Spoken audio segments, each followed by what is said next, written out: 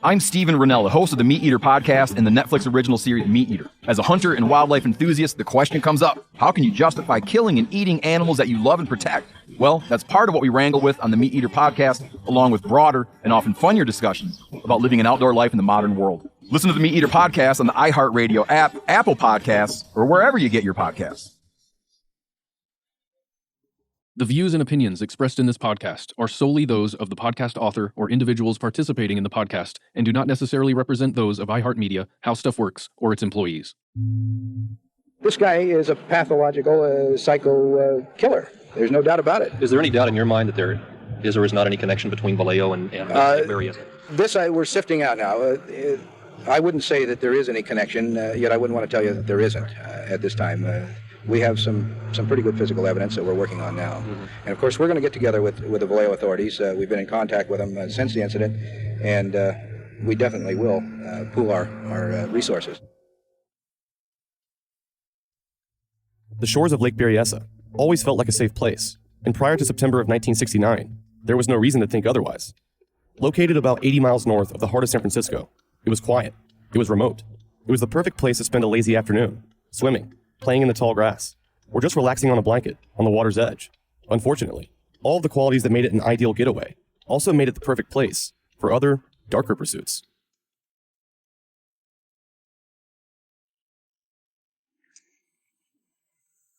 We're standing on a peninsula at Lake Berryessa. In this exact spot, Brian Hartnell and Cecilia Shepard were attacked in 1969. There's no boats, there's no planes. All you hear is birds in the background.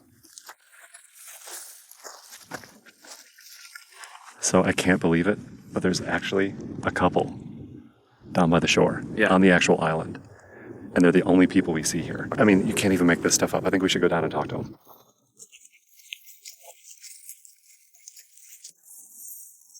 You came here knowing what was here. What's here? It's the same month. That's right. Yeah, it's where the Zodiac killer killed that guy and that one girl, right? Yeah. Didn't one of them get away? One of them lived and then one of them died. The girl died in the hospital, I think.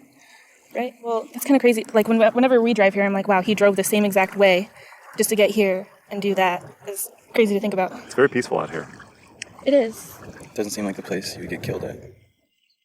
Probably ruin the whole lake thing for you. A man in a mask robbed, tied, and stabbed them, leaving them for dead. Subject stated, I want to report a murder. No, a double murder. I did it. A man who wore a medieval-style executioner's hood, carried a knife and gun, and intended to use them. They haven't arrested me because they can't prove a thing. I'm not the damn Zodiac. Who is the Zodiac, and where is he?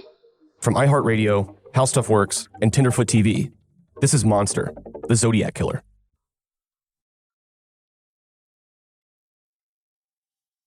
Dear Editor, this is the Zodiac speaking. In answer to your asking for more details about the good times I've had in Vallejo, I shall be very happy to supply even more material.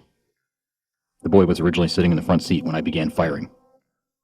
When I fired the first shot at his head, he leaped backwards at the same time, thus spoiling my aim. He ended up on the back seat, then the floor and back, thrashing out very violently with his legs. That's how I shot him in the knee. I did not leave the scene of the killing with squealing tires and racing engine as described in the Vallejo paper. I drove away quite slowly. It was late September 1969, and most, if not all, of the residents of the nearby Bay Area were well aware of a killer operating on the outskirts. And now, the killer had a name. In September of 1969, Napa County was still a place for relaxation and enjoyment. On September 27, 1969, college students Cecilia Shepard and Brian Hartnell decided to go to Lake Berryessa to spend some time together. They had dated in the years prior, and they were still friends. They wanted to go out to Lake Berryessa, which is an absolutely beautiful location north of Napa, California. It's a massive body of water. It's a man-made lake. Green hills, green trees everywhere, lots of foliage, beautiful sunsets there reflected on the water. It's an amazing place to be. If you drive around the lake and you look around, you be amazed by how beautiful that area is, and then instantly you will think, what kind of person looks at this as a setting for a brutal crime? The events in Napa County would be different. The Zodiac was becoming more bold, emerging from the shadows. Early last Saturday evening, Celia Shepard and Brian Hartnell, both in their early 20s, were sitting on this knoll of land overlooking part of Lake Berryessa. They thought they were alone, but there was a third man on this knoll, a man who wore a medieval-style executioner's hood, carried a knife and gun, and intended to use them.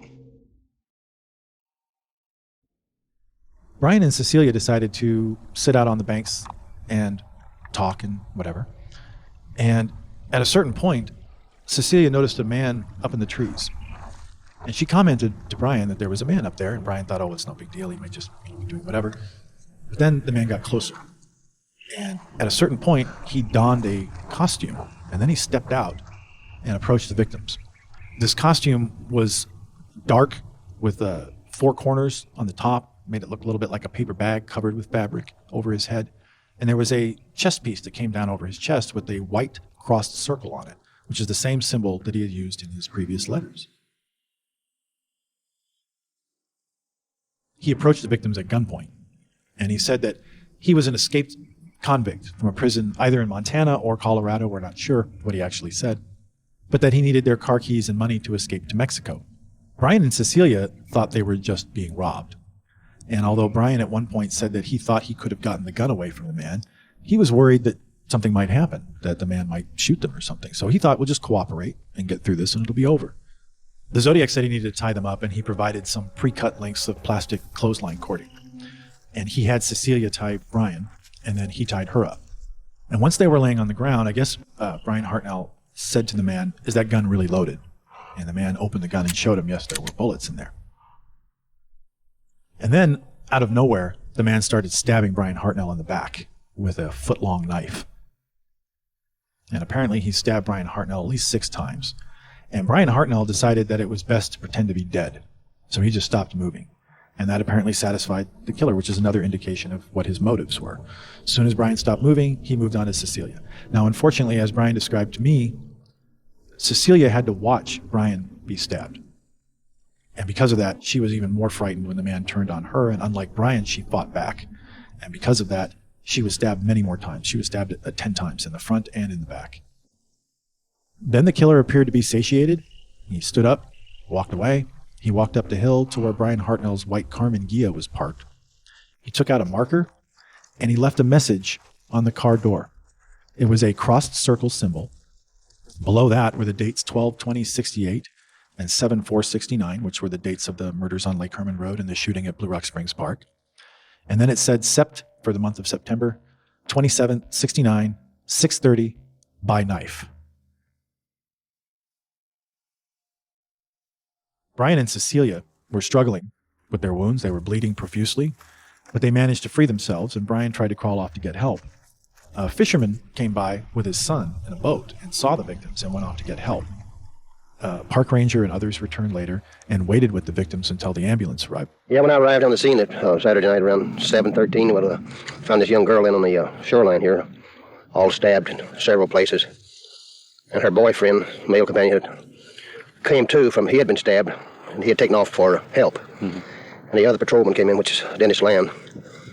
He found him some 100 yards from here, passed out. So he brought him back to the scene of the where the girl was. I've had 11 years patrolling this lake, and I've seen a lot of people cut up by boat accidents and this, but this is one of the worst things I ever witnessed, for no reason at all. Just a hooded man came up with a pistol drawn on him, tied him up, and then told him he had to kill him.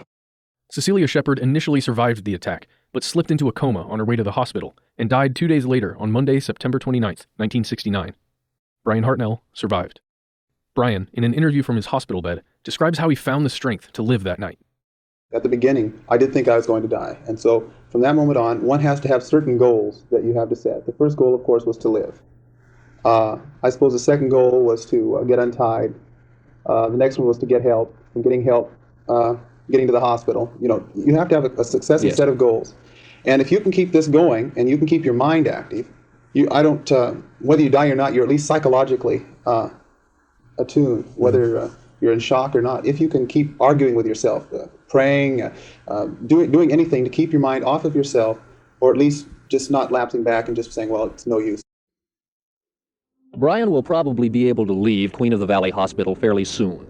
But where he's going from here is being kept secret in the event that the man who attacked him and killed Cecilia Shepard on Lake Berryessa a week ago Saturday tries again. Brian made it for 2 reasons some people might regard as intangibles, but reasons that for him were enough: a strong faith and an equally strong will to live.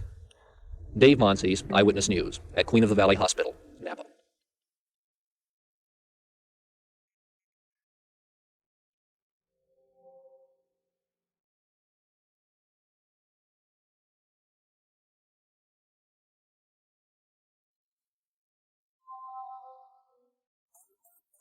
I'm Stephen Rennell, the host of the Meat Eater podcast and the Netflix original series Meat Eater. As a hunter and wildlife enthusiast, the question comes up, how can you justify killing and eating animals that you love and protect? Well, that's part of what we wrangle with on the Meat Eater podcast, along with broader and often funnier discussions about living an outdoor life in the modern world. Listen to the Meat Eater podcast on the iHeartRadio app, Apple Podcasts, or wherever you get your podcasts.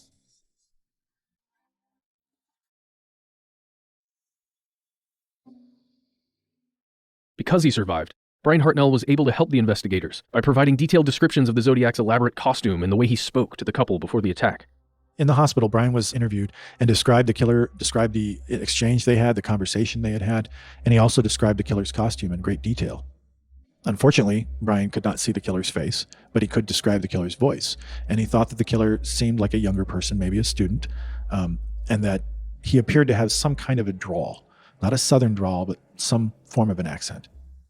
Cecilia, when she had seen the man before he put on the mask, thought that he had dark hair. And then when he was wearing the costume, there's some evidence that Brian could see some of the hair through the eye holes in the costume and thought that the man had greasy brown hair, which was in some ways compatible with the previous description given by Michael Mageau. But of course, without seeing his face, you couldn't say for sure. Brian was fortunate to survive, but there's another side to the story that most people don't consider. Survivor's guilt.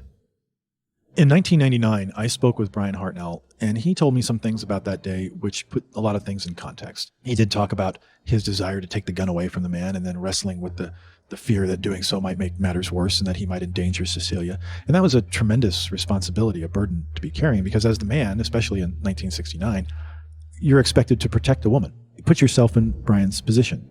You're there with a woman that you care about, and a man walks up with a gun and says he's just going to rob you. And part of you wants to fight back, but part of you is worried that you're going to make things worse and get somebody hurt. I do know that he did feel some responsibility for what happened to her. He also talked about the fact that their faith helped them get through this. After the killer left and they were sitting there bleeding and trying to get out of their bindings, they prayed together, and they said that helped them get through the ordeal. Brian crawled out onto the road.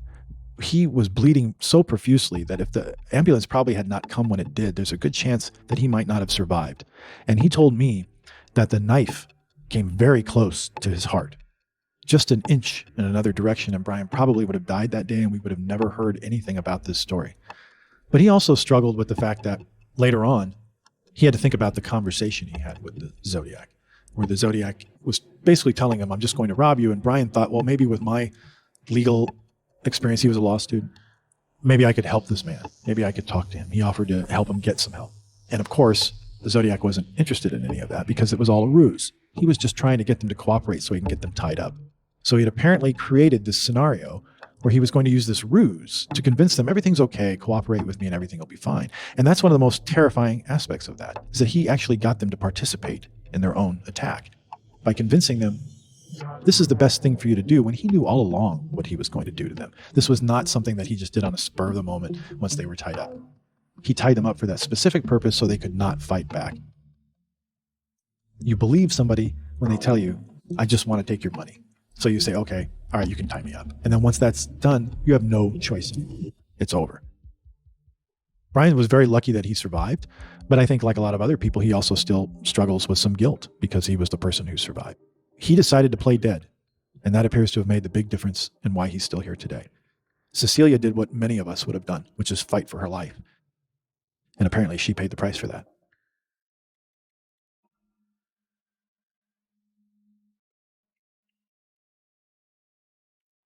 And as it turns out, Zodiac was selective when choosing his victims on that day at the lake. It was probably easier to escape that area during the day than it would have been at night. If you've ever been to Lake Berryessa, there's lots of winding roads, and it was even more so back in 1969 when those roads weren't paved and they were little dirt trails and things like that. He may have been familiar with that area and selected that spot specifically, but there's no guarantee there would be somebody there. So that might also explain why some witnesses saw a man walking around the area and just randomly looking at people and staring at them, because he may have been considering killing those people as well. There were 3 young girls who I believe were sunbathing in an area of the lake who said a man was staring at them. If that was the Zodiac, you have to stop to think about what was going on. Was he looking at those people because he was trying to make sure they wouldn't pay any attention if he attacked someone else? Or was he considering attacking those 3 girls?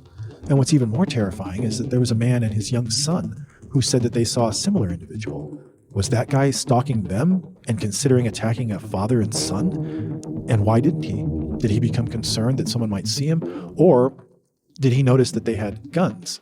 Because apparently there were some people in the area who were hunting and target shooting and stuff. So he may have said, I don't want to risk somebody who's armed. Maybe he decided he didn't want to kill a little boy. I don't know, but it does indicate that he was entertaining a lot of different possibilities that day. And that's a drastic departure from what he'd done before. Was the Zodiac killing strictly for attention? He did seem proud of his kills, bragging about them in a very public way. But why such a dramatic turn of events at Lake Berryessa? The killer had changed his method of operation from shooting to knife attack. Dr. Eric Hickey, criminal psychologist at Walden University and consultant for the U.S. Department of Defense, thinks it was all about progression, going from the somewhat detached method of killing with a gun to the more up-close and personal method of ending a life with a blade. I don't think that the Zodiac really cared whether he was caught or not, but I think he liked the game. And I think when he went from shooting to stabbing, shooting was just too easy. It was too quick, but stabbing, much more sadistic. And I think he took probably some delight in doing that. And you'll see some of these guys, and we don't know about some of them. We don't know exactly what Ted Bundy did to his victims. We only heard some things because he did it out in the woods. I'm sure he made them suffer a great deal. But we don't know if there was progression with him or not. It's one thing to just walk up and stab people. But if you think about somebody like Ted Bundy, he could have just as easily walked up and hit a woman over the head with a crowbar and threw her in the trunk and driven off. But there was some part of him that needed to lure them and fool them into a false sense of security so that then he could turn around and spring it on them as a surprise. He needed to surprise women, and he needed this fooling them aspect for him to feel powerful. Well, there may have been with the Zodiac some element where he wasn't satisfied anymore just shooting people. Was he moving from sudden, blind attacks to a much more controlled, ritualistic, or even sexual form of killing? The killer's carefully crafted costume, complete with a hand-stitched Zodiac symbol, may hold a clue. The bizarre costume he designed and then wore for the Lake Berryessa attack still puzzles authorities and captivates the imagination of anyone who sees the police sketch. Even now, 50 years later, the Zodiac's strange costume raises questions.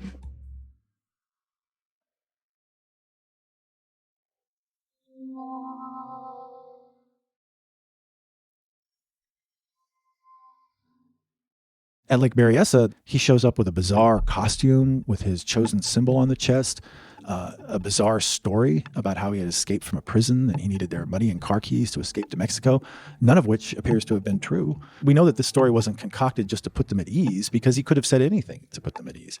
And then you have to deal with the costume itself. Ken Narlow, who investigated the case for the Napa County Sheriff's Office, said to me once, why is he wearing a mask? What's the point? If you're going to kill these people, why are you covering your face? There's no evidence he did that in the previous crimes. And then at the same time, if he wants to cover his face, why isn't he just wearing a ski mask or something? Why this elaborate costume?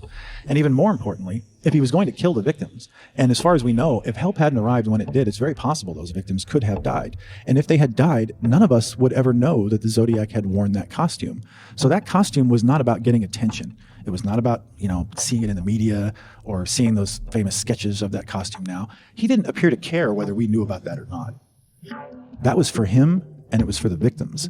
And the only reason we know about it is because Brian Hartnell survived to tell us what happened.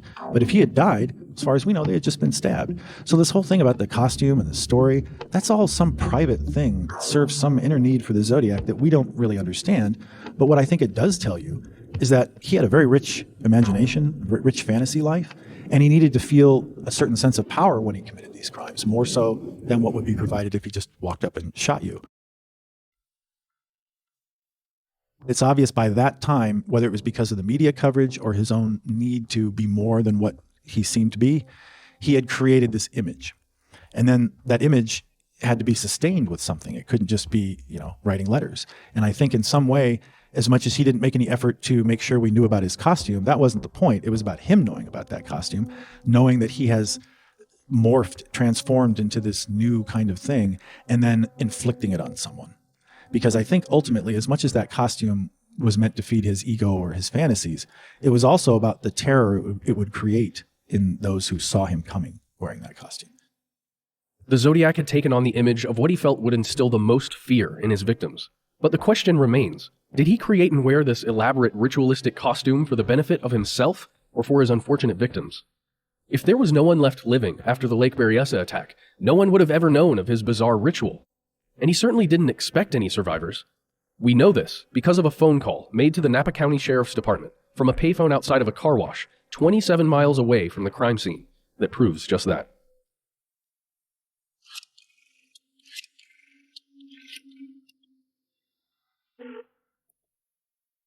I want to report a murder. No. A double murder. They are 2 miles north of park headquarters. They were in a white Volkswagen Carmen Ghia. I'm the one that did it.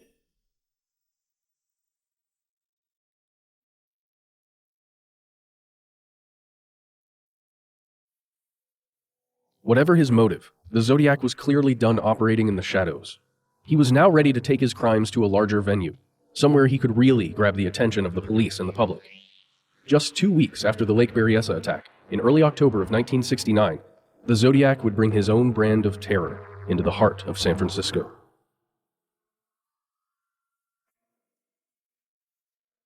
Next time on Monster, the Zodiac Killer. He was just a kid. He was just playing downstairs, and he just, looked outside the window and saw a yellow cab and saw someone slouch over in the car. Come to find it was the culprit of the Zodiac. San Francisco is directly linked to the Zodiac Killer. There's no escaping it. And what he wanted in July of 1969 was for as many people to see this as possible, to get as much attention as possible, and to cement his image as a real threat. I've covered a lot of killers with a lot higher body counts and a lot more sick, twisted ways of killing people. This guy was theatrical. The Chronicle received a letter, and only the Chronicle, from the Zodiac. As the woman opened it in the editorial department, a piece of bloody shirt fell out with the letter.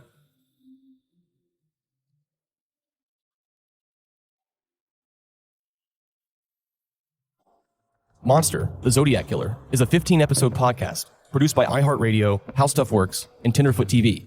Donald Albright and I are executive producers on behalf of Tenderfoot TV, alongside producers Meredith Stedman, Mason Lindsay, and Christina Dana. Jason Hoke is executive producer on behalf of How Stuff Works, along with producers Trevor Young, Miranda Hawkins, Ben Kubrick, and Josh Thane.